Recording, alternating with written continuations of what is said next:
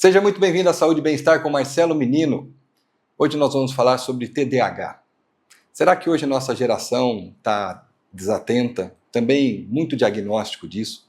Nós vamos conversar com ela, que é neuropsicóloga, neurologia clínica intensivista no Albert Einstein, é a pós-graduação dela. Seja muito bem-vinda, Gislene Ferretti. Prazer, obrigado pelo convite. É muito interessante falar sobre esses transtornos de neurodesenvolvimento hoje, ainda mais que as pessoas falam assim, mas por que tudo isso agora? Por que tanto a mídia falando sobre isso? Eu até deixo claro para as pessoas, para meus pacientes, eu falo que hoje a gente tem a tecnologia a nosso favor, onde as pessoas buscam os conhecimentos mais rápido e ele chega mais rápido, não existe mais a biblioteca que a gente ia pesquisar livros. Sim. Então a informação chega muito mais rápido para essas pessoas que se identificam, que têm o transtorno, que tem na família essas características e que vai se identificando através dos seus filhos dentro de casa e fala assim, ai meu Deus, eu também sou assim, e agora, Então, eles mesmos vão se identificando e lendo sobre isso, e aí vão se aperfeiçoando e buscando a ajuda da equipe multidisciplinar, que tem que ter esse envolvimento, que uma pessoa só não faz, porque existe, que a gente vai falar ainda sobre isso, das questões medicamentosas, dos tratamentos, que por onde começa, por onde não começa, as associações. Tá. Uma dúvida que eu tenho, e também as pessoas podem ter, é a distratividade comum e o TDAH. Então, por exemplo, às vezes a pessoa é distraída, a pessoa esquece coisas, E tem pessoas que já têm o TDAH. Qual que é a diferença que eu em casa, ou as pessoas que estão nos assistindo, podem perceber, embora precisa de uma ajuda profissional, precisa de diagnóstico, tudo, mas para a pessoa em casa, ela já tem uma atenção que pode ser um TDAH, e como que a gente diferencia isso? Então, porque antes era só TDA, transtorno da questão déficit de atenção. Aí com essas questões dos códigos da doença, DSM-5, ele trouxe o TDAH. Tá. Que eu até falo, o H é a hiperatividade, mas a hiperatividade ela não é tão assim maior identificada, porque ela é uma hiperatividade física. Tá. Então antigamente era só TDA. Isso, então TDA significa o quê? E TDAH significa o quê? Vamos fazer isso daí, que aí a gente já vai para a pergunta que eu fiz. Que é transtorno de déficit de atenção e hiperatividade. Ah, tá. Então antes era só o TDA. Colocaram o hiperativo agora, E também até falam da impulsividade, que depois a gente pode até entrar um pouquinho mais à frente sobre isso. Porque a gente sabe que o transtorno, ele é neurológico, é um transtorno de neurodesenvolvimento, que isso a pessoa já nasce, Então, falando um pouco assim, isso é genético também, pelos estudos, algumas questões podem ser socioambientais também, dependendo de regiões, mas esse aí é mais pesquisa ainda. Mas existe sim uma forte carga genética, por isso que os pais vão se identificando, porque eu sempre falei, Marcelo, que assim, antigamente não era os transtornos não eram colocados para a sociedade, porque as pessoas escondiam esses transtornos dentro de casa, por vergonha, Então, em outros tipos de transtorno, as mães não levavam para as escolas, porque alguns têm deficiências intelectuais, mas o transtorno de déficit de atenção, ele é sim genético, e ninguém fala assim, hoje eu estou TDAH. Não, você nasceu com ele. Então, não existe cura também para transtornos de neurodesenvolvimento. Por isso que eu falo dessa equipe multidisciplinar, porque exames de imagem não dão diagnóstico para transtornos de neurodesenvolvimento. Existe, sim, exames de laboratoriais para medir a questão de dopamina, neuroadrenalina, mas que eu falo assim, que nem a gente vai falar, o que é transtorno de neurodesenvolvimento e o que é emocional, um transtorno psiquiátrico, a ansiedade. Então, a gente mede essas questões de laboratoriais para a gente ver, porque dependendo da fase que essa pessoa está recebendo essas questões medicamentosas também, ou vai potencializar uma ansiedade ou não, então, principalmente no adulto, porque a criança, o ansioso é aquele... Toda hora ele pensa o que vai acontecer lá na frente, O Sim. medo. Ai, meu Deus, será que vai dar certo? Será que a chave está aqui? Será que não? Então, eu sempre falei assim para meus pacientes, vamos separar o que é neurológico e o que é emocional. Então, se a gente percebe que a ansiedade ela está muito exacerbada, muito, né, potencializada no indivíduo, ou né, nas pessoas, eu falo assim, vamos tratar essa ansiedade primeiro, porque a gente sabe que o emocional, tanto a ansiedade ou a depressão, ela diminui sim a nossa atenção, o nosso foco, a nossa memória. Então, isso também caminha junto com o déficit de atenção, que o maior questão dos pacientes é, eu não consigo prestar atenção, eu não consigo ler um livro, eu não consigo focar num filme. Por exemplo, meu filho é diagnosticado com TDAH. Tá. Então, que nem ele fala, cria estratégias, tudo, né? Eu falei assim, mas ele chama Otávio. Eu falei, Otávio, você tem que criar estratégias de como melhorar essa sua atenção. Então, o que ele me falou que antes ele fazia? Ele não consegue acompanhar o filme com legendas, que você tem que ter a atenção alternada em 2 ou mais de estímulos. Sim, então, tá assistindo o filme, ainda lendo, tudo. Para assistir ele dublado, e depois ele ia com os amigos para assistir legendado. Então eu falei, por que você não treina isso em casa? Né? Então, assim, é uma questão que eu falo, ele criou essa estratégia para acompanhar, porque senão ele se perde. Quantos anos ele tem? Agora ele tem 24. 24. Mas ele ainda, né, na faculdade, que ele está fazendo lá na PUC, ele às vezes relata, eu não consigo acompanhar, às vezes é bem difícil, então ele procurou uma ajuda agora para tomar, né, a questão da medicação, porque eu sempre falei também, né, medicação não cura, nenhum medicamento cura o ser humano, né, porque a gente fala, vou tomar para curar, não vai. Pressão não cura, né, nenhuma outra doença a gente toma para amenizar os sintomas e você não ter um infarto depois, por exemplo. Eu falo, você tem que treinar o seu cérebro, que a gente chama, né, em crianças de estimulação e no adulto de reabilitação. Depois eu te explico as diferenças. Sim, eu queria saber um pouquinho sobre isso, porque isso atrapalha um pouco a rotina da pessoa, o trabalho, o dia a dia, o relacionamento. Sim, relacionamento. E aí, como que faz para a gente poder, como não tem cura, existe uma manutenção, um cuidado, e até muito legal do seu filho fazer esse exercício, né? Então mostra o esforço também que a pessoa com TDAH tem que fazer.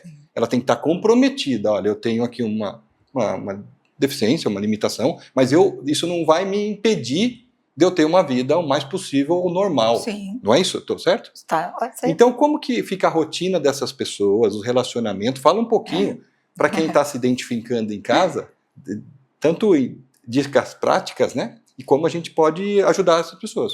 Porque eu sempre falo, né, que as pessoas precisam ser orientadas, porque é muito fácil o ser humano olhar para o outro e só criticar, né? Porque isso é natural do ser humano, mas ninguém olha para ele e fala assim, não, mas por que você está fazendo isso, tendo essas atitudes, principalmente em relacionamentos?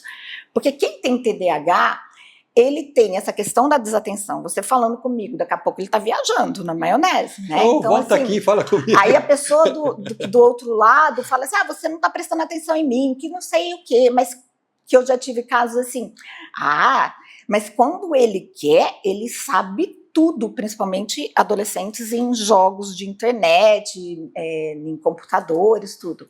Eu falo, gente, a mesma coisa, nós, por exemplo, se você der um livro para mim, que eu gosto de romance, eu vou ler o livro em um dia, mas se você der um livro para mim de ficção, eu vou demorar uma eternidade. O TDAH também é assim. Ele tem o seu hiperfoco quando ele gosta de uma coisa, que nem o meu filho, ele adora carros, então ele sabe tudo de carro. Por quê? Porque ele tem esse hiperfoco do que ele gosta. E eu falo para os pais, vocês têm que orientar os seus filhos, porque nessa fase que eles estão, ninguém gosta, né? Qual é adolescente que vai falar assim, eu amo estudar? Não. Né? É difícil falarem. Eu falei, então quando eles não estão na faculdade, falar assim, não, eu quero fazer engenharia ou outro tipo de curso, ele já vai saber aquilo que ele quer. Então, uma dica que você deu aqui é que a pessoa deve ir para aquele lado que ela gosta, que ela ama, que ela tem uma paixão, porque ela vai ter uma facilidade de focar e fazer, né? Porque os pais isso vale para quem vai no shopping? Olha, tem um foco quando vai no shopping, fico focado. Cara, se porque fala que o shopping, ler um livro de matemática... Homem não gosta muito de ir no shopping, não, né? Eu sou o contrário. Homem faz melhor sozinho, mulher melhor sozinha, viu, igual gente? Gato, não leve marido em shopping. Não, mas eu estou falando do foco, eu falei brincando, mas que legal que essa estratégia, né, de criar do filme, do dia a dia, também de ir para o lado que você gosta. Sim. Né? Porque ele fala, né, eu tenho os relatos de pacientes, tanto que eu vou começar um paciente novo hoje, pela avaliação neuropsicológica online, que ela mora na Bahia. Então, ela já é uma adulta que ela já vem sofrendo com TDAH e veio de encaminhamento de um neurologista, mas eu já percebo assim, né? Então, eu estou mandando as mensagens, eu falo assim, olha, eu preciso disso, disso, disso. A pessoa não mandou. Eu peço de novo, ela não manda. Então, eu já estou vendo que essa questão atencional até nas mensagens de celulares. Então, quando você fala de relacionamento, a mulher manda toda, né, linda, maravilhosa para o seu marido, namorado, né, o tipo de relacionamento, fala assim, ele não me respondeu, porque ele está online, mas não responde, né, assim, mas que para falar mulher de faz. futebol, lembra tudo. Aí eu vou falar, gente, às vezes ele não se atentou, Não. ele está fazendo outra coisa, aí ele vai ter que desfocar. Até existe dentro, né, das empresas, fala assim, vamos dar um tempo maior para ele, né, de 10 minutinhos de um café, alguma coisa assim, para ele, né, se controlar, se estabilizar, porque eles se perdem, às vezes, nas atividades, porque a cobrança é grande, porque a gente vive dentro de uma sociedade, e a gente tem que preparar essas crianças que vêm hoje para o mundo atual que a gente vive, Sim. né? Então, a questão da segurança de trânsito, porque quem tem TDAH às vezes pode ser disperso também, ou a esposa vai lá, vira aqui, mas eu não prestei atenção, ou eles falam assim, mas você está muito hiperativo hoje, né? Você não está parando quieto, mas não é culpa deles. Sim. Então, eu acredito que o que falta hoje, né, no ser humano é essa compreensão e entender o outro, né? Que eu falo que é o autoconhecimento. Uma empatia e tudo mais. Tanto para quem tem o transtorno e para quem não tem. Ele tem que entender e se autoconhecer. Sim. Né? Para ter essa questão dessa flexibilidade que a gente chama do jogo de cintura. Nós vamos por um leve intervalo e depois nós vamos mostrar jogos práticos que vai ajudar você a ter mais atenção aí em casa. A Gislene trouxe para a gente volta depois do intervalo com atitudes práticas no seu dia a dia para melhorar o TDAH. E voltamos com Saúde e Bem-Estar com Marcelo Menino, estamos falando sobre TDAH, Gislene Ferretti está dando uma aula aqui para a gente. E já aprendemos a identificar alguns sintomas de distração, de TDAH, de relacionamento. Tá vendo? Quando o namorado, o marido e a mulher não dá atenção, pode ser um TDAH. Olhar com empatia, olhar com esse cuidado e criar estratégias, né? Quem tem TDAH também ter a atenção de tomar os seus cuidados, tanto escolher uma coisa que ama muito, né, para ter uma dedicação maior, como também a história do filme que você contou do Otávio. Obrigado por dividir histórias pessoais, porque isso aí conecta com pessoas. Sim. Eu queria falar sobre os tratamentos, tanto medicamentosos, que aí às vezes há necessidade de medicamentos, sim, e eu quero que depois você explique por que a gente está com essa mesa aqui com jogos. Olha que interessante, mas fala para mim qual é o tratamento para o TDAH. Então, porque quando eles, né, desconfiam, ou porque quando a criança vem questões escolares, ou dos pais, ou de alguém próximo, falar, mas ele está desatento, essas coisas todas. Então, eu sempre recebo os encaminhamentos de neurologistas, de psiquiatras e os neuropsicólogos, que é onde nós vamos fazer essa avaliação neuropsicológica para a gente fechar esse diagnóstico e ver se existem outras comorbidades. O que é comorbidade? É ver se tem outra patologia, ou se é depressão, ansiedade, outros... Sim. Ou deficiência intelectual, essas coisas. Então, existe sim os medicamentos hoje famosos, são Vyvanse ou a Ritalina, que eu até falo para os pacientes, é importante nesse período? Quem vai receitar? São os médicos, neurologistas ou psiquiatras. Mas tudo o acompanhamento, né? Porque a gente tem que ter esse acompanhamento, esse olhar clínico, por isso que eu te falei lá no início da ansiedade. Porque dependendo, ele pode potencializar a sua ansiedade. Por isso que na minha avaliação neuropsicológica eu divido isso, né? O que é neurológico e o que é a ansiedade. Porque se for uma ansiedade muito forte, a gente não toma remédios para TDAH, a gente vai tomar remédios para ansiedade. Pode até ter alteração de humor, né? E mudar muito o comportamento da pessoa se o diagnóstico estiver errado, o medicamento errado, né? Isso. Aí existe, né, as atividades, as orientações para as escolas, para os pais ou para o adulto, que nem criar uma caixinha se perde muitos objetos dentro de casa. Vamos criar uma cestinha para a gente colocar as chaves, ou deixar tudo mais próximo, aquilo que você não consegue localizar, onde eu deixei a carteira, onde eu deixei a minha chave. Então, eu sempre falo, né, você tem um muralzinho, ou você pega essas cestinhas de viu minhas chuchuquinhas aí de casa, porque a mulher gosta de enfeitar as casas às vezes, bota lá uma coisinha bem lindinha para eles, né, colocarem os objetos deles, para não deixar jogado, essas coisas todas, e vai orientando. E eu sempre falei, né, Marcelo, nunca demais. A gente tem que começar de pouco. Não adianta falar, você vai fazer tudo isso, já esquece.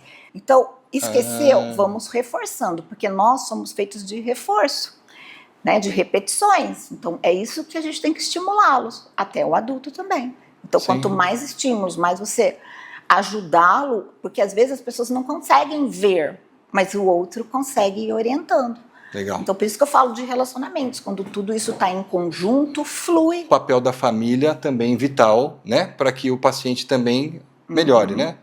Evitar criticar, talvez, né, que ali existe uma limitação, ter um cuidado empático ali, né, e dar uma ordem por vez, né, um processo educativo.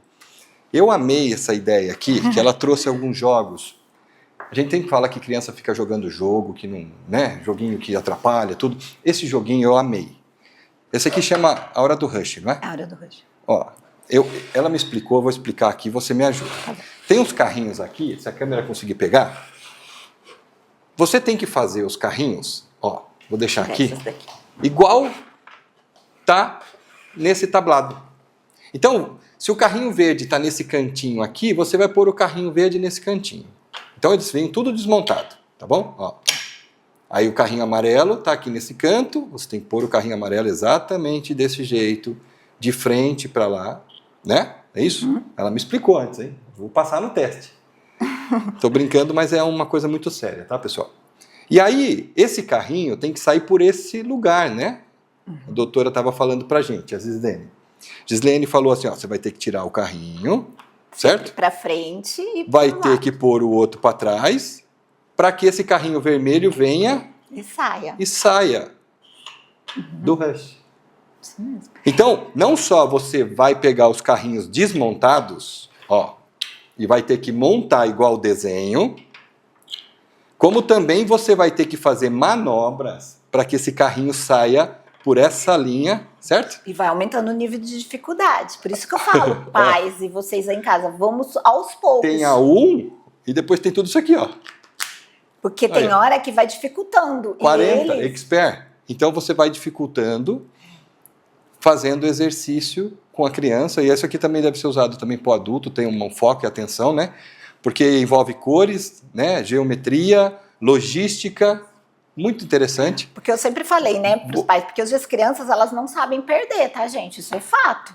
E é um jogo, assim, que às vezes eles choram, eles jogam no chão, porque a gente, né, que a gente fala, eles não têm esse autocontrole, porque eles não aceitam perder, eles só querem ganhar. Então, a família, né, junto com a escola também pode usar, da criança entender que ela nunca, a gente perde também, né? Então, a gente tem que saber perder, porque a gente cresce. A gente vai ser adulto, né, a gente vai trabalhar, vai nas universidades. Então, assim, a criança tem que ter esse autocontrole de perder também. Porque eles falam assim, não é assim em casa, né? Porque os meus eram. Eu não quero mais jogar. Isso. Porque eu não quero, principalmente banco imobiliário que mexia com jogo dinheiro. chato. Né? Eles jogavam no chão. Eu falava assim, não, vocês vão sentar aqui, senão a gente não brinca mais. Esse é outro jogo, né? Que também tem a ver com a atenção. Você liga ele, aí você vai começar a partida, você tem que apertando as coisas. Apertar a ordem que ele mandar. Atenção e foco. Aí você tem que ter atenção aonde ele está clicando, você tem que ir lá e apertar, certo? E aí eu vou fazendo nível 1, nível 2, ah lá, tem que apertar. Vou começar a partida, você tem que apertar o verde, certo? E aí ele vai dar outra ordem. Ele vai mudando as cores. Porque... E você vai clicando de acordo com o nível da sua habilidade. Habilidade 1, 2, 3, jogo tal, 1, 2, 3, e você vai pondo para que ele possa você interagir e usar a atenção, o reflexo, e você vai focando. Porque assim, eu posso estar errado, mas eu não sei, eu não sou profissional dessa área, mas parece que é igual um músculo, você vai forçando ele, igual é músculo que a gente... Porque o cérebro é músculo, né? Você vai fazendo com que essa pessoa desenvolva isso. Isso é neurônio. Outra ideia que todo mundo conhece, famosa, é o famoso Lego. Eles adoram, né? Tem adolescentes que, até adultos, às vezes, compram, porque adora montar e você pode criar várias formas de... E a gente jogava essas coisas, né, antigamente, né? A gente ficava em família, né? Antigamente eu falo que a gente não é muito antigo, não. brincava e a gente mexia com a Não, a e nossa questão da sentava a atenção sem família, saber. família sentava junto, hoje- enquanto isso saía lá uma coisa que aconteceu na escolinha, né? Ah, meu amiguinho me bateu, então tinha esse negócio da família junto. Os jogos, isso aqui é o quê? Bingo. Bingo também tem atenção?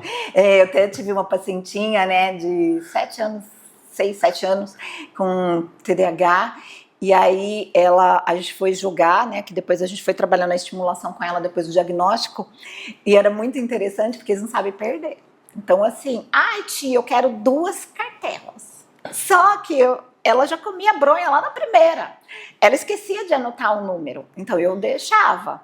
Aí eu falei, mas vamos em primeira, mas ela queria 2. Eu falei, mas vamos, ó, você tá vendo que aqui você já deixou de marcar? Agora você quer outra cartela? Vamos treinar para a primeira. Então, assim, é lógico que eles querem se superar e mostrar para vocês que eles conseguem. Então, a gente vai elogiando, mas mostrando essa questão atencional. E esse é o famoso jogo stop, né? Que você pode criar vários tipos. Coisas e aí a pessoa vai fazendo. Bota tempo, assim, né? A gente não vai falar 1 minuto, porque às vezes a criança precisa ter uma velocidade de processamento mais lenta, as outras são mais rápidas. Dá uma dica para quem está em casa e se identificou com esses sintomas. Fala para a pessoa um último recado e também para a família, quem tem um TDAH. Palavra então, para quem é criança, né, eu acredito assim que começar, mesmo que eu entendo, né, que tem a gente fala, mas é tudo, a gente não tem recursos ou financeiramente, mas existem as atividades ecológicas que a gente chama, junta coisinhas de Danone ou coisinhas de papel higiênico, garrafas, PET, essas coisas, e vai criando esses jogos em casa também. E também para os adultos, né, criar posts, vamos escrevendo, eu esqueci dessa mensagem, então a gente vai criando estratégias, a cestinha, esses posts que vai colando nos lugares, ou mesmo, né, os adolescentes, que eu falo assim, é difícil jogar hoje, porque a gente tem que viver nesse mundo da tecnologia, não adianta falar para eles assim, não vai ter mais mundo virtual, porque esse é o futuro. Então a gente tem que criar recursos para eles também. Gislene Ferretti, obrigado, foi uma simpatia, muito obrigado dessas dicas práticas, obrigado de você nos enriquecer e de mostrar que tem coisas simples, práticas, mas grandiosas que podem ajudar você com TDAH em casa, ajudar a família e a família dá todo o apoio. E eu falo, né, só finalizando assim, que eu falo, né, que eu gosto muito de analogias com filmes, que aqui essa oportunidade que você me deu é uma corrente do bem, né? Então assim, sim, é na corrente do bem que a gente vai mostrando aos outros, não só para dentro da nossa família, mas ao nosso redor, vizinho, olha aquela pessoa. Então a gente vai criando essa corrente para estar auxiliando o outro que não consegue ver, né? Porque tem pessoas que não aceitam também. E agradeço novamente pelo convite. Beijo no coração de vocês. Esse foi Saúde e Bem-Estar com Marcelo Medina.